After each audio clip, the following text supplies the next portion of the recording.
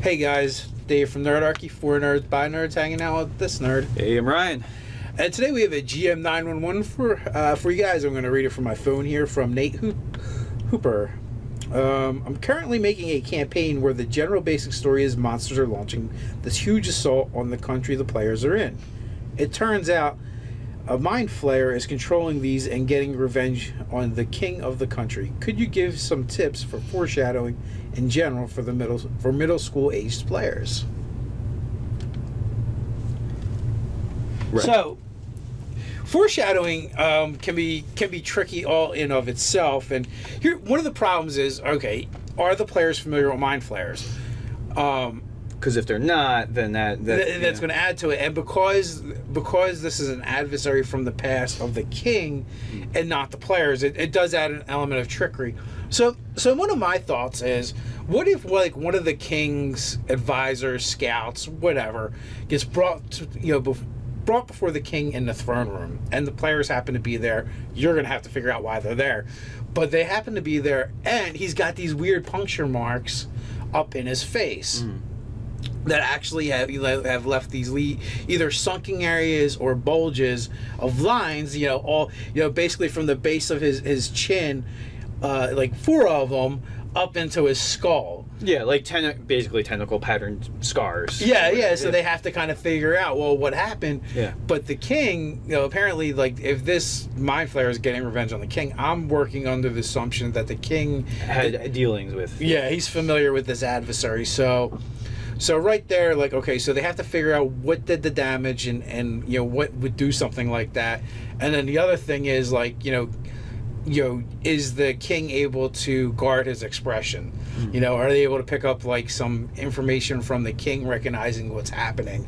And it's like, does the king want to tell everybody what's going on, or does he have a reason to not bring this to light? Well, I mean, so I was thinking that like just the presence of the scars, like maybe the king thwarted whatever plot was afoot with the Mindflayer, because in Nathan Hooper's email, it was that he really the thrust that is being used is like these hordes of monsters. Yeah, this massive monster invasion. So it's not really the court intrigue.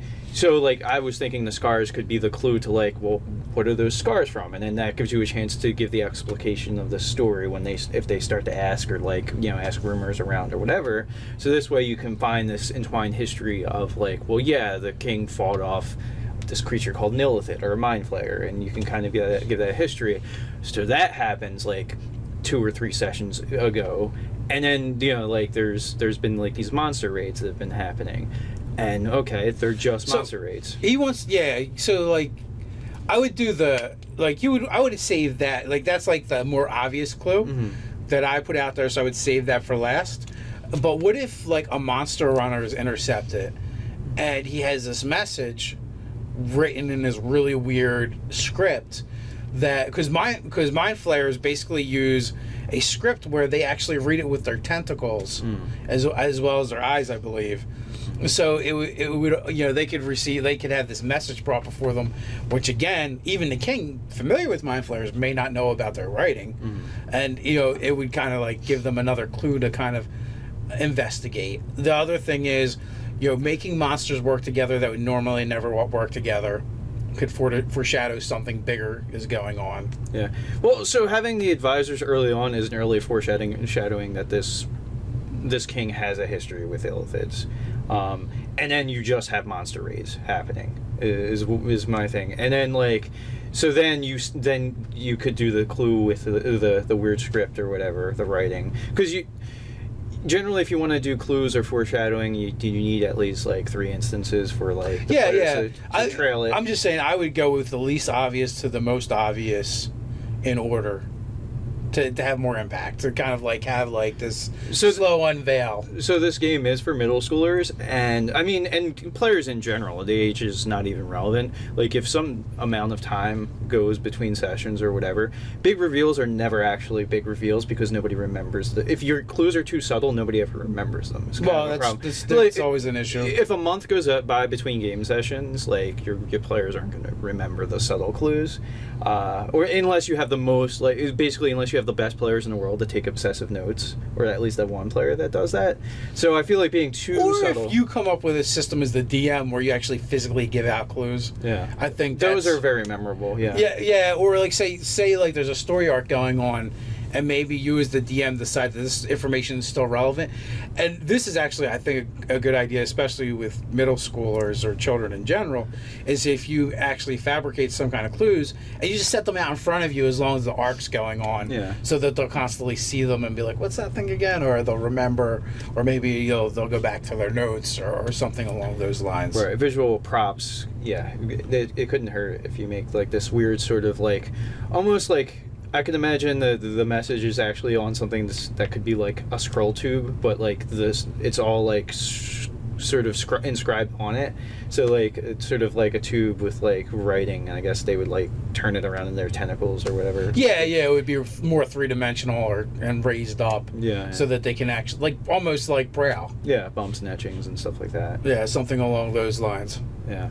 So, and then we have to, so they could be bearing that. You could have, again, monsters that typically might have been rivals in the past kind of being brought to heel, and like you would think you could have the red herring of like the warlord type of character, like, you know, some sort of orc or whatever, like appears to be leading the group, but then, you know, you eventually find out that there's a shadowy power behind him or something. Right, yeah, it's actually the illithid, or intellect devour is sitting in its skull instead of air, or whatever.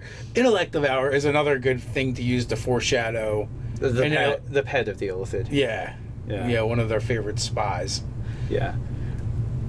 So yeah, I mean, that's at least 3 options right there. Four. I think it's at least 4. Okay, of things that are sort of going on that could key them into what's happening.